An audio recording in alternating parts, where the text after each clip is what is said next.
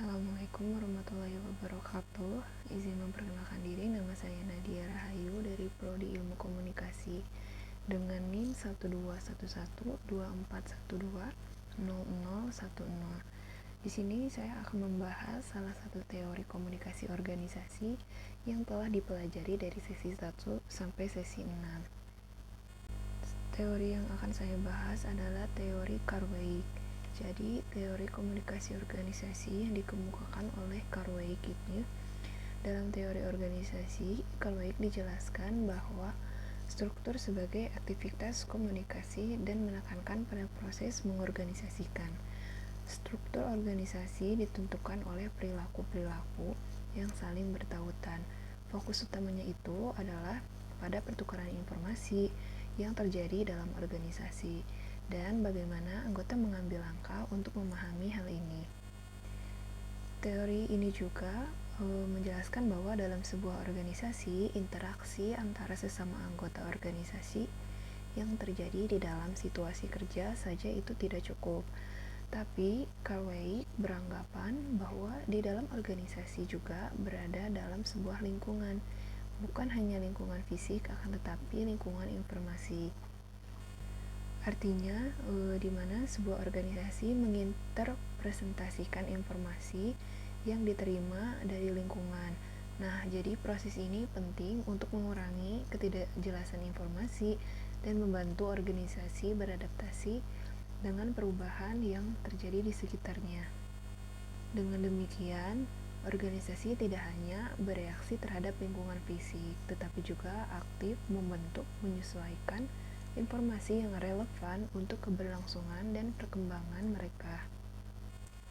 Cartwright memandang pengorganisasian sebagai proses evolusioner yang bersandar pada sebuah rangkaian 3 proses, yaitu proses pengorganisasian. Yang pertama, penentuan. Jadi, mengumpulkan informasi yang tidak jelas dari luar. Informasi yang dipertahankan digunakan untuk mengambil tindakan dan memecahkan masalah. Kedua, ada seleksi. Jadi, anggota organisasi memilih informasi yang relevan untuk mengatasi ketidakpastian tersebut, serta memasukkan seperangkat penafsiran ke dalam bagian yang dihimpun. Yang ketiga, penyimpanan. Jadi, informasi yang dipilih kemudian dipertahankan dan diingat untuk pemakaian pada masa mendatang. Ada 4 konsep dalam teori Cartwright. Yang pertama, ketidakpastian atau equivocality. Jadi di lingkungan organisasi itu selalu ada informasi yang ambigu dan sulit diprediksi. Ketidakpastian ini mendorong anggota untuk mencari makna dan aturan. Yang kedua, ada sense making. Jadi proses aktif di mana individu atau kelompok dalam sebuah organisasi memberikan makna terhadap informasi yang mereka terima, terutama dalam situasi yang ambigu atau tidak pasti. Yang ketiga, ada engagement. Jadi proses di mana organisasi tidak hanya merespon lingkungan, tapi juga secara proaktif membentuk lingkungan tersebut. Yang keempat, ada retrospective sense making. Jadi mengidentifikasi apa yang berjalan dengan baik dan apa yang perlu diperbaiki, serta untuk meningkatkan kinerja di masa depan. Kemudian saya akan menganalisis salah satu kasus di sebuah perusahaan PT Pupuk Kaltim. Konflik ini menunjukkan bahwa karyawan tidak memiliki pemahaman yang jelas tentang kebijakan di perusahaan. Dampaknya adalah ketidakpahaman dan ketidakpuasan karyawan tersebut dapat menyebabkan penurunan semangat kerja dan produktivitas.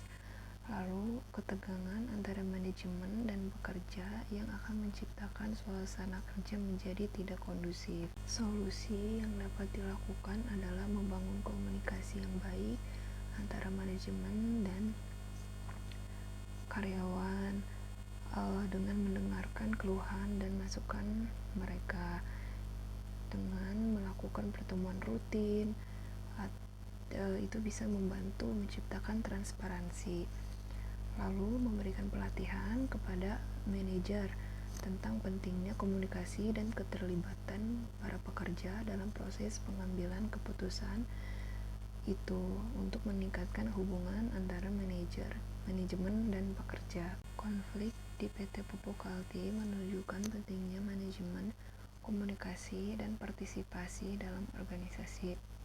Dengan menerapkan prinsip-prinsip dari teori Carl Weick tentang sense making, perusahaan dapat membangun pemahaman yang lebih baik di antara karyawan mengenai kebijakan perusahaan sehingga menciptakan lingkungan kerja yang lebih harmonis dan produktif. Sekian dari saya. Wassalamualaikum warahmatullahi wabarakatuh.